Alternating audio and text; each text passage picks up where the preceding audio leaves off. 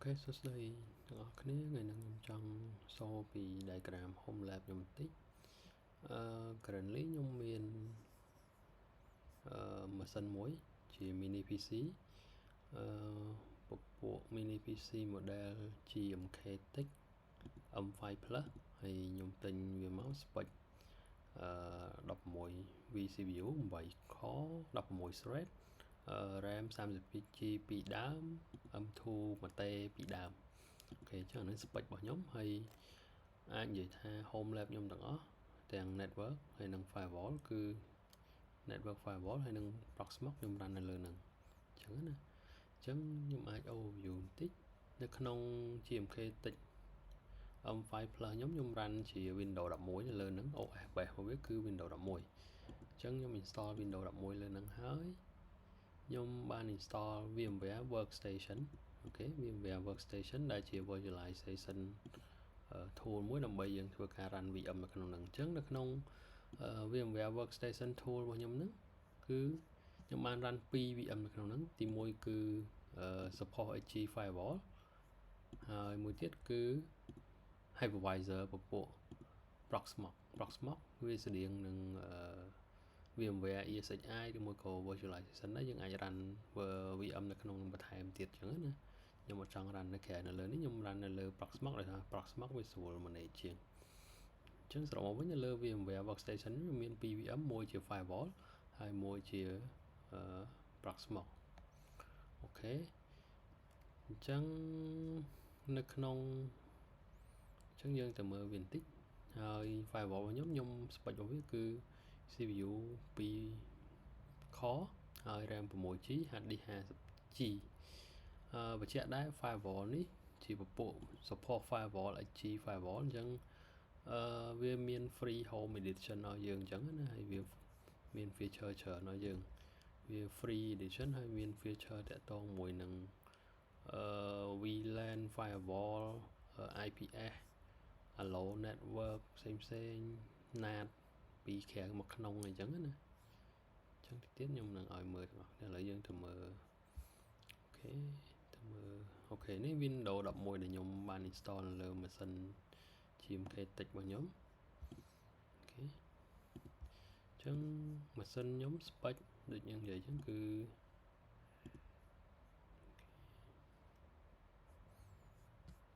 RAM 64GB CPU AMD Ryzen 7ហើយនឹង HDD 2 តេអូខេនេះ1តេនេះ1តេ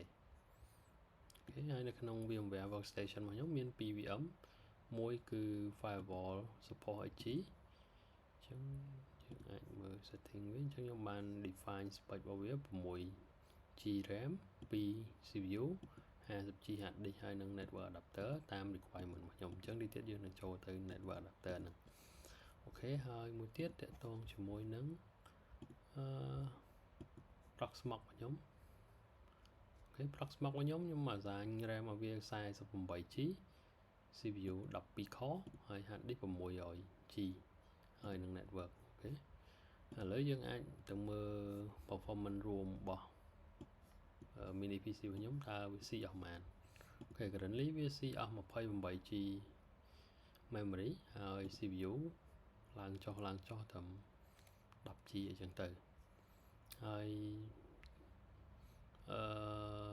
ចង់បញ្ជាក់ដែរ GMK Tech របស់ខ្ញុំហ្នឹងម៉ាស៊ីននេះមានport Ethernet 2 2G.5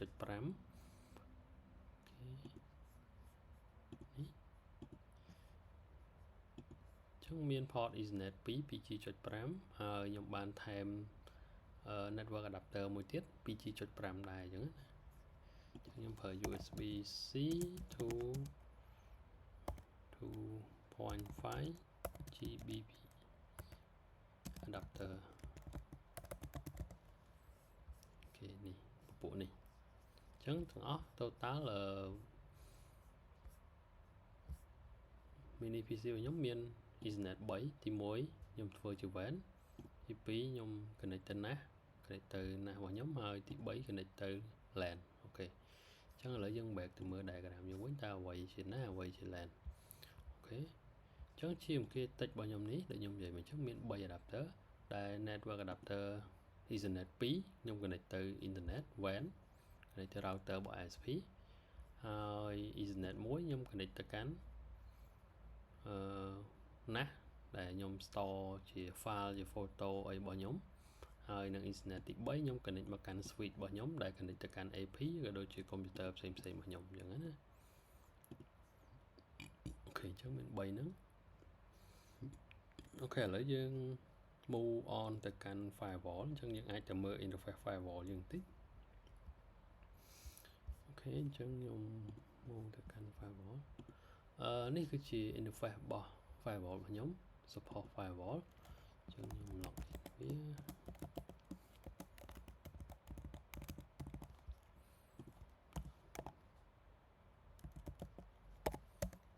ចឹងនៅលើនេះខ្ញុំ run ជា zone based firewall ហើយខ្ញុំបានបែងចែកជា VLAN បែងចែកជា VLAN ហើយធ្វើ NAT ធ្វើ VPN ដើម្បី connect មកពី remote site អញ្ចឹងណាហើយនេះជា dashboard របស់វាអញ្ចឹងយើងអាច move ទៅមើលកន្លែង network វាដើម្បីយើងចង់ដឹងថាខ្ញុំបែងចែកជាអីខ្លះអូខេ VLAN អីខ្លះអូខេអញ្ចឹង port លេខ1ខ្ញុំ connect ទៅកាន់ LAN អញ្ចឹង port លេខ1ហ្នឹងគឺ port លេខ1ដែលនៅលើនេះអូខេអញ្ចឹងលើហ្នឹងខ្ញុំធ្វើការ bridge វាទៅកាន់interface នីមួយៗរបស់ខ្ញុំអញ្ចឹងយើងចង់ដឹងថាឥឡូវ VMnet 0 connect ទៅ port លេខម៉ាននៃ physical mini PC របស់ខ្ញុំអូខេ VMnet 0 VMnet 1 VMnet 2 VMnet 3អូខេអញ្ចឹងទៅ edit virtual network editor ហើយយើង change setting មកបានយើងឃើញទាំងអស់អូខេអញ្ចឹងនេះអញ្ចឹង VMnet 1របស់ខ្ញុំធ្វើការVMnet 0របស់ខ្ញុំធ្វើការ bridge វាទៅកាន់Ethernet adapter លេខ2អូខេ Ethernet adapter លេខ2ហើយយើង back ទៅមើលEthernet 0នេះ Ethernet 0ខ្ញុំ bridge ទៅកាន់ WAN port អូខេ Ethernet 0នៅលើ VMware workstation ខ្ញុំ connect ទៅកាន់ WAN port ហើយ VMnet 1ខ្ញុំអត់ប្រើទេខ្ញុំប្រើដែរប៉ុន្តែខ្ញុំសម្រាប់ custom ហ្នឹង host only ណាចាំតិចទៀតខ្ញុំប្រាប់ថានឹងអីគេហើយ VMnet 2របស់ខ្ញុំ connect ទៅកាន់ USB Ethernet adapter អញ្ចឹង USB Ethernet adapter ខ្ញុំបាន connect ទៅកាន់ VMnet 2អូខេអញ្ចឹងយើងទៅមើល diagram VMnet 2នេះខ្ញុំ connect មកកាន់Ethernet adapter របស់ខ្ញុំដែល connect ទៅកាន់ switch LAN ណាហើយ VMnet 3ខ្ញុំ connect ទៅកាន់ port លេខ1របស់ខ្ញុំអូខេ Ethernet លេខ1អញ្ចឹង Ethernet 3 bridge ទៅកាន់ Ethernet លេខ1អូខេ VMnet 3 connect ទៅកាន់ Ethernet លេខ1ដែល connect ទៅកាន់ NAS របស់ខ្ញុំ NAS device របស់ខ្ញុំអូខេហើយ VMnet 4ខ្ញុំ connect ទៅកាន់ Wi-Fi នៅលើ mini PC របស់ខ្ញុំអញ្ចឹង mini PC នេះក៏មាន Wi-Fi ដែរអូខេនេះ VMnet 4ខ្ញុំ connect ទៅកាន់ Wi-Fi របស់ខ្ញុំអញ្ចឹងបើសិនជាខ្ញុំអាច connect អានេះទៅកាន់ Wi-Fi ណាមួយទៅខ្ញុំអាច change វានេះមកកាន់ WAN របស់ firewall ខ្ញុំវិញអាច switch WAN ដើម្បី redundancy បានអូខេឥឡូវយើង back ទៅកាន់ firewall វិញអូខេអញ្ចឹង port លេខ1របស់ខ្ញុំបានបែងចែកជា 4 VLAN VLAN ទី1 VLAN 10សម្រាប់ DMZ ខ្ញុំសម្រាប់ hosting DNS proxy ហើយនឹង dashboard នេះអូខេអញ្ចឹងជា dashboard របស់ខ្ញុំសម្រាប់ធ្វើការចូលទៅកាន់ quick shortcut ចូលទៅកាន់ switch របស់ខ្ញុំមួយអូខេហើយទី2 core សម្រាប់ run service application ផ្សេងដូចជា image អីជាដើមហើយ30នេះតាមពិតខ្ញុំ spare សម្រាប់ធ្វើ security ទេមិនណាស់ទេណាស់ខ្ញុំ move ទៅកាន់ port លេខ4ហើយVLAN 40នេះខ្ញុំធ្វើសម្រាប់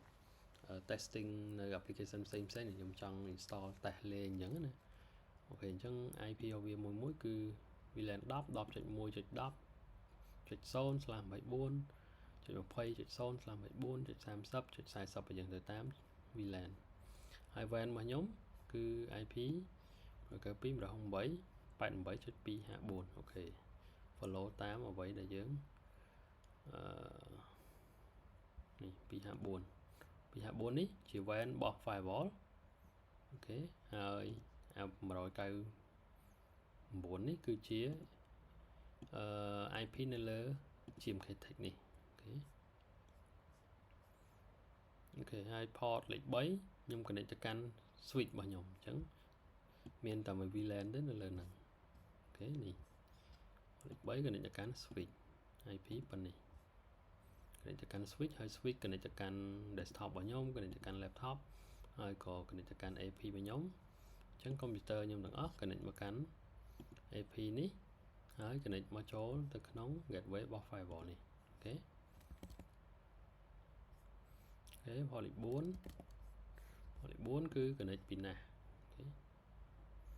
90ណា connect ចូលទៅក្នុងនេះហើយ connect ទៅក្នុង proxmox នេះ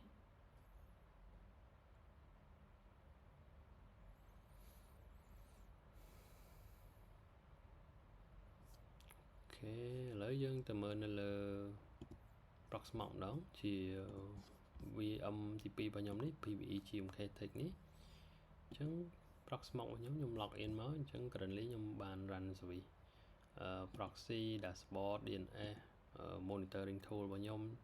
Jenkins image home assistant ហើយក៏ដូចជា testing ផ្សេង Jellyfin អូខេអញ្ចឹងយើងមើល overview វិញបន្តិចអញ្ចឹង summary spec របស់វាគឺ12 core CPU ហើយ47 G RAM ហើយនឹង hard disk ខ្ញុំមាន 100G សម្រាប់ដាក់ ISO ដាក់អីផ្សេងហើយអានេះគឺ 500G អញ្ចឹងដូចយើងមិញអាសាញមកពីខាងក្រៅវិញ 600G អូខេនៅនេះ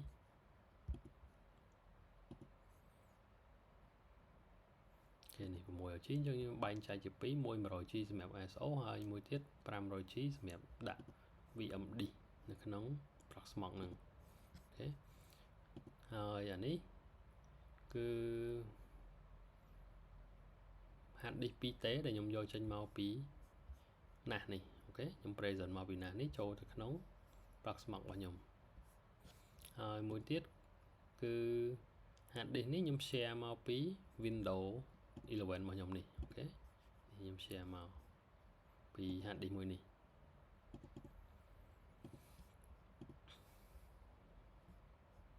អូខេប៉ុន្តែ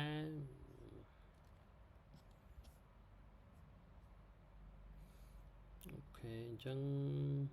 យើងងាកទៅមើល service ខ្ញុំ run នេះលើ dashboard ដែលខ្ញុំ install នៅលើ PVE នេះតើយើងមានអីខ្លះអូខេអញ្ចឹងខ្ញុំមាន hypervisor របស់ខ្ញុំដែលជា GMK Tech PC ហ្នឹងខ្ញុំ click វាទៅវា load ទៅកាន់ dashboard ឲ្យយើង log in ទៅអូខេអញ្ចឹងវាគ្រាន់តែ easy ខ្ញុំ run DNS ដែលជា add card សម្រាប់ block ad អញ្ចឹងណា advertisement អញ្ចឹងណាអញ្ចឹងយើងអាចមើលបានថាមានអីខ្លះ query អីខ្លះយើងចង់ block website ណាខ្លះយើងអាចធ្វើបាននៅលើហ្នឹងឧទាហរណ៍ថាខ្ញុំចង់ blacklist អីចឹងទៅខ្ញុំអាចបើក blacklist បានយើងចង់ block service អីខ្លះយើងអាចបិទ ChatGPT បិទ cloud បិទ DeepSeek បិទអីចឹងទៅយើង save ទៅអញ្ចឹងពេលដែល client យើង request ទៅកាន់ DNS ទាំងអស់ហ្នឹងវានឹងធ្វើការ block អូខេយើង add cardហើយនេះ firewall របស់ខ្ញុំ IG ដែលយើងឃើញមុនហ្នឹងហើយនេះ Casa OS ខ្ញុំសម្រាប់ចូលទៅកាន់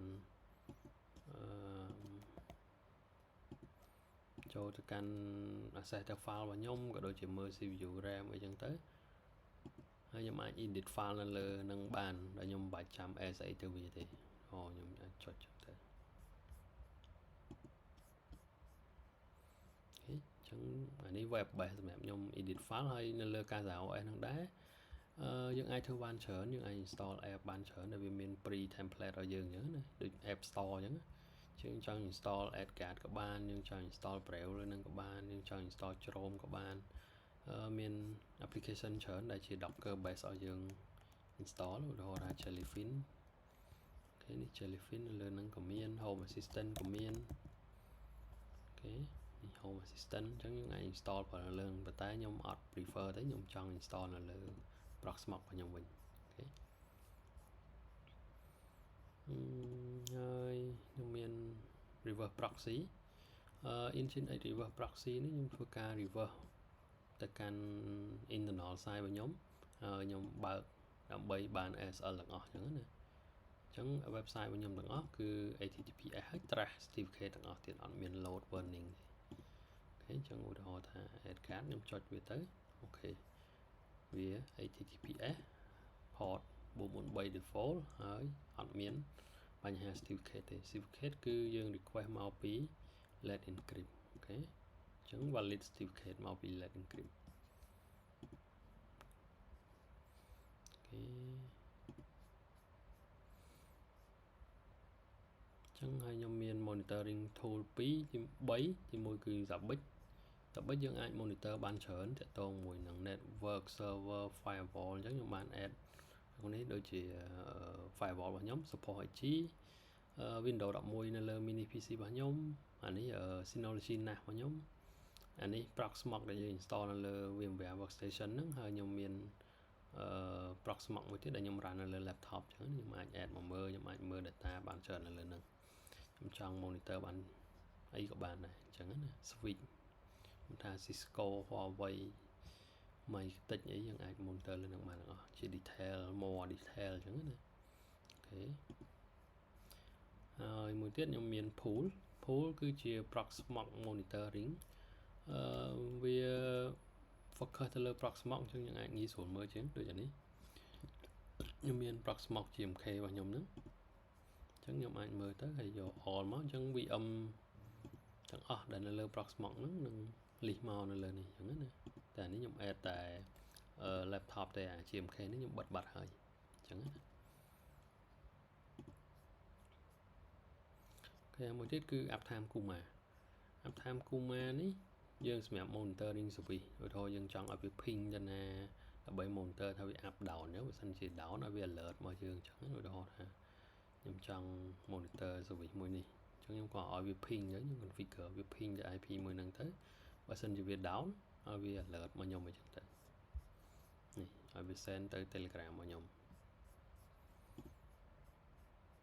អូខេហើយខ្ញុំមាន Jellyfin អូខេ Jellyfin របស់ខ្ញុំសម្រាប់ដាក់វីដេអូឲ្យកូនខ្ញុំមើលអញ្ចឹងណាដោយអត់មានយើង download មកយើង store លើហ្នឹងទៅវាអត់មានពាណិជ្ជកម្មទេវាអត់ដូច YouTube ឥឡូវពាណិជ្ជកម្មច្រើនអូខេហើយនេះគឺជា Synology NAS របស់ខ្ញុំ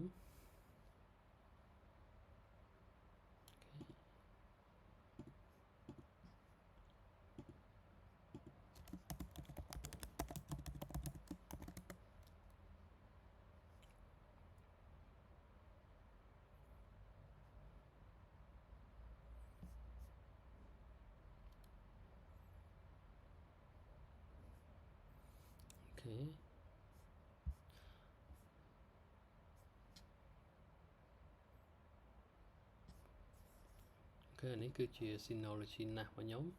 ដែលក្នុងហ្នឹងខ្ញុំមាន storage 3ប្រភេទអញ្ចឹងខ្ញុំបើកឲ្យមើលអូខេ volume ទី1ខ្ញុំមាន hard disk មួយតេមួយគ្រាប់អូខេនេះយើងអាចមើលឡើងនេះហ្មងទៅអញ្ចឹងខ្ញុំមាន hard disk 2តេមួយគ្រាប់ខ្ញុំមាន hard disk 6តេ2គ្រាប់ដែល6តេ2គ្រាប់នេះខ្ញុំធ្វើជា RAID 1អញ្ចឹងវា mirror ណាបើសិនជាមាន hard disk ណាខូចវាអត់មានបញ្ហាទេអានេះវាមានតែមួយទេហើយមួយទៀត SD 128G អញ្ចឹងសម្រាប់ testing ទេអញ្ចឹង data ដែលសំខាន់ខ្ញុំដាក់លើនេះ data ដែល temporary ដែលអត់សូវសំខាន់ខ្ញុំដាក់លើនេះ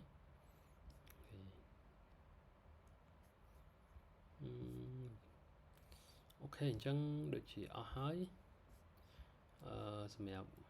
overview នៅ diagram home lab របស់ខ្ញុំមួយហ្នឹងហើយ next step ខ្ញុំនឹងធ្វើការ improvement architecture នឹងតិចអញ្ចឹងខ្ញុំនឹងឡើង run Windows នៅលើ Windows 11នេះហើយខ្ញុំនឹង install GMK តិចនេះProxmox GMK នេះ Proxmox PVE នេះទៅលើអានេះ direct ហ្មងអញ្ចឹងខ្ញុំឡើង run វានៅលើ OS ហើយដើម្បីឲ្យវា performance ល្អជាងមុនអញ្ចឹងណាហើយ firewall នេះខ្ញុំនឹងធ្វើការ replace វាជាមួយនឹង Unify អូខេអញ្ចឹងខ្ញុំអាច show បន្តិចនៅបន្តទៀតអូខេ នេះចឹងខ្ញុំនឹងប្រែពី diagram មួយនេះទៅកាន់ diagram មួយនេះវិញអូខេ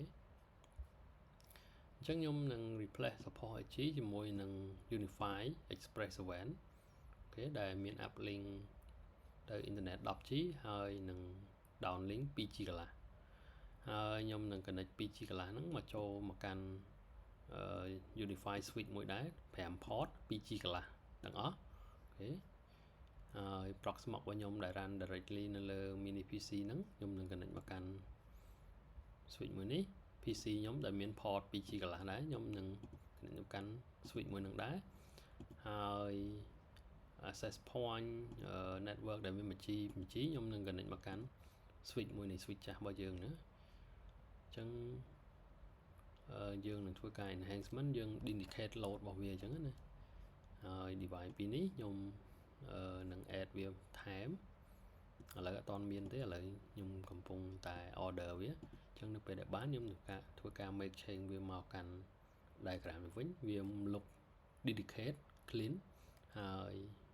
វាអត់ load នៅលើតែនេះមួយប៉ុន្តែបើយើងប្រើតែអានេះមួយក៏អត់បញ្ហាដែរគ្រាន់យើងមើលនៅក្រោមវិញអញ្ចឹង switch ខ្ញុំទាំងអស់ខ្ញុំ run នៅលើអានេះទាំងអស់នៅលើតាមមួយ box ហ្នឹងឯងតែគ្រាន់តែវាយើងធ្វើជា visualization យើងធ្វើជា VM អញ្ចឹងណាយើងបែកតែដល់ពេលនៅ diagram នេះប្រកបយើង distribute load របស់វាទៅកាន់ hardware មួយ router firewall ទៅលើ hardware មួយ switch ទៅលើ hardware មួយហើយ virtualization ទៅលើ hardware មួយអញ្ចឹង performance វាអាចនឹងល្អជាងមុនអញ្ចឹងណាអូខេអញ្ចឹងវីដេអូខ្ញុំថ្ងៃហ្នឹងអស់ហើយអរគុណ